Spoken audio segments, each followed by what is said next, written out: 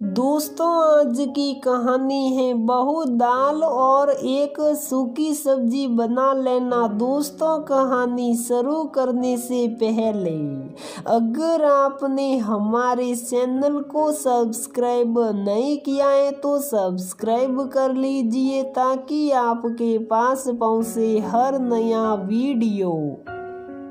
ठंडी हवा, कमरे में हल्की सी रोशनी, पूरे बिस्तर पर फैल अंकिता सो रही थी। तभी दरवाजा खटखटाया और माँ अंदर आई, हाथ में चाय का कप और ब्रेड। प्यार से अपनी बेटी के सर पर हाथ रखा। मेरी राजकुमारी, उठ जाओ, 10 बज चुके हैं, इतने घंटे हो गए, कुछ नहीं खाया, कुछ खा ले। इतनी ज्यादा देर भूखे नहीं रहते। झट से अंकिता ने अपनी माँ की गोद में सर रख लिया।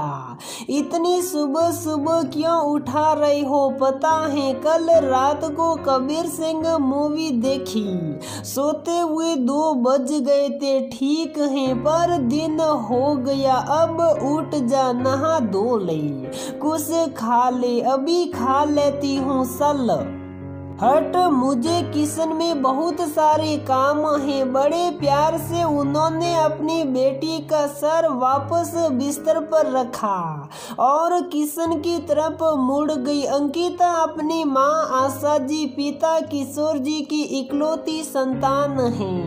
वैसे वो बहुत सहनशील हैं, सबका बहुत ही सम्मान करती हैं, पर मायके में तो हर लड़की राजकुमारी होती है। हर लड़की की तरह उसके माँ बाप ने उसे पलकों पर बिठा कर रखा है।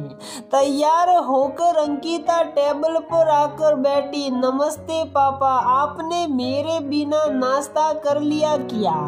मेरी इतनी हिम्मत जो अपनी बिटिया के बिना मैं कुछ खा सकूं। और दोनों एक दूसरे को देख हंसने लगे। साथ मिलकर खाना खाया। इससे ज्यादा खुशहाल जिंदगी तो हो ही नहीं सकती जहां परिवार का इतना अच्छा साथ हो। अंकिता एक कंपनी में असिस्टेंट मैनेजर की नौकरी करती है और कुछ ही दिनों में उसकी शादी गौरव कपूर से होने वाली है।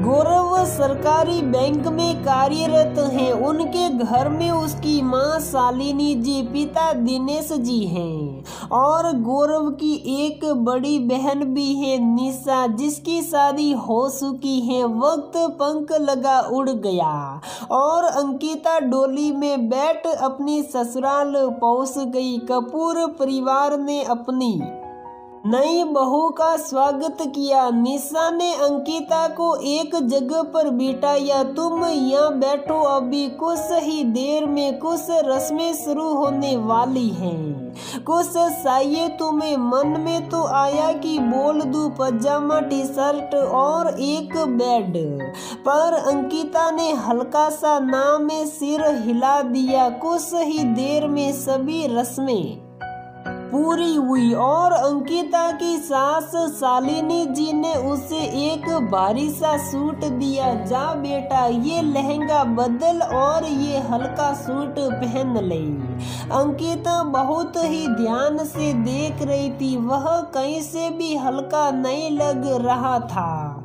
खैर, पहले दिन सासू माँ को क्या बोलती, अपनी नजरें इधर उधर घुमा रही थी कि काश कोई मेरी मदद कर दे। ये सब ताम जाम कैसे उतारूंगी अकेले? तभी उसकी ननद निशा वहां आ गई। चलो अंकिता, मैं तुम्हारी मदद कर देती हूँ। चलने लगी कि निशा का छोटा 3 साल का बेटा उसे आकर चिपक गया। मम्मा, मेरे साथ चलो, वहां पर चलो, जल्दी चलो। अंकिता ने निशा दीदी से कहा, कोई बात नहीं, आप जाइए, मैं कर लूंगी। 40 मिनट की कड़ी मेहनत के बाद आखिर अंकिता कपड़े बदल पाई। खाली बिस्तर को देख आंखें वहीं पर टिकी थी। मन था बस अभी सो जाऊं, पर अब तो ससुराल आ गई हूँ, बेटी नहीं बहू बन गई हूँ। शालिनी जी ने कुछ औरतों से अंकिता को मिलवाया। उसने सबसे आशीर्वाद लिया, जाओ बेटा अब तुम थोड़ी देर आराम कर लो। 2 दिन बाद अंकिता की पहली रसोई हुई। खीर सलाते वक्त सोच रही थी, काश माँ होती तो मेरी कुछ मदद कर देती। बाहर सबको खीर परोसी और सबकी तरफ ऐसे देख रही थी कि जैसे उसका बोर्ड का रिजल्ट आने वाला हो। सबने बहुत अच्छा तो नहीं कहा, पर हाँ किसी ने बुराई नहीं की। और बस अगले ही दिन से शुरू हो गई अंकिता की घर गृहस्थी। 15 दिन बाद अंकिता ने वापस अपनी कंपनी ज्वाइन कर ली। घर और ऑफिस दोनों को मैनेज करना बहुत मुश्किल हो रहा था। आदत जो नहीं थी। माँ को फोन कर अपने दिल का हाल सुनाया तो माँ ने भी सामने से यही कहा, बेटा औरतों को तो सब चीजें करनी ही पड़ती हैं। अगर तू नौकरी करना चाहती है तो तुझे साथ साथ घर को भी समय देना होगा। माँ मेरे लिए दोनों निभाना बहुत मुश्किल हो रहा है। सुबह 5 बजे उठती हूँ और रात को 11 बजे बिस्तर मिलता है। काम में ठीक से मन भी नहीं लगा पा रही हूँ। कोई बात नहीं बेटा, अभी शुरुआत है, धीरे धीरे सब ठीक हो जाएगा। फोन रखकर अंकिता अपना सर पकड़कर बैठ गई और फिर सोचने लगी, मैं कुछ अलग तो नहीं कर रही। ये सब काम तो सभी औरतें करती हैं। मैं इस घर की बहू हूँ तो समाज के अनुसार तो इस घर के कामों को करना मेरा फर्ज है। 2 महीने बाद ही अंकिता को प्रमोशन मिला, पर उसे दूसरे शहर में शिफ्ट होना था। मन तो बहुत था प्रमोशन लेने का, पर डर के मारे उसने अपनी ससुराल में कुछ बताया ही नहीं और अपना प्रमोशन छोड़ दिया।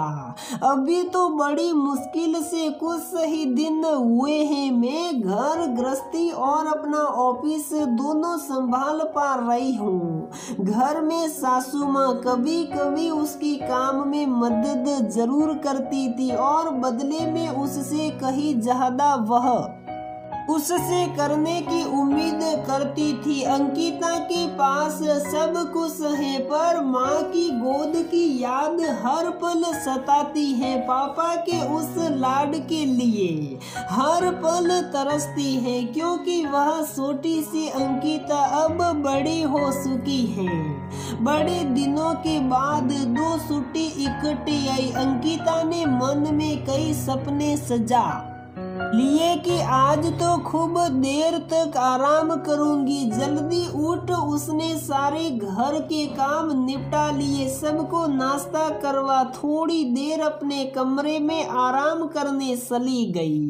कुछ देर गौरव से बातें की और बातें करते ही उसे नींद आ गई। गौरव भी बड़े प्यार से उस पर चादर डाल लाइट बंद कर वहां से चला गया। बस सपनों की दुनिया में जाने ही वाली थी कि दरवाजा खटखटाया। हड़बड़ाहट में उठी तो सामने सासू माँ खड़ी थी। अंकिता, मैं मंदिर जा रही हूँ, दाल और एक सूखी सब्जी बना देना। निशा और उसके पति डिनर पर आ रहे हैं और हाँ, तुम्हारे ससुर जी सो रहे है, उठे तो चाय बनाकर दे देना। कमरे की हालत क्या बना रखी है, घर पर भी ध्यान दो। नौकरी मैंने भी की है, लेकिन घर नहीं छोड़ा कभी। जल्दी इस घर के तौर तरीके सीख जाओ, उतना ही अच्छा होगा। थोड़ी देर के लिए ऐसा लगा स्कूल की किसी कक्षा में बैठी हो और पीटीआई टीचर ने आकर उसे धमका दिया है। छुट्टी वाले दिन आराम करने का सपना अधूरा ही रह गया।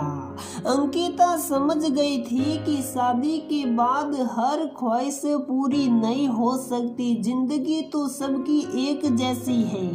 बोझ तो इन ख्वाहिशों का है जो पूरी ना होने पर मन दुखी हो जाता है। तो दोस्तों, हमारी ये कहानी यहीं पर समाप्त होती है। अगर आपको हमारी ये कहानी पसंद आती है तो प्लीज वीडियो को लाइक करें, शेयर करें और हमारे चैनल को सब्सक्राइब जरूर करें।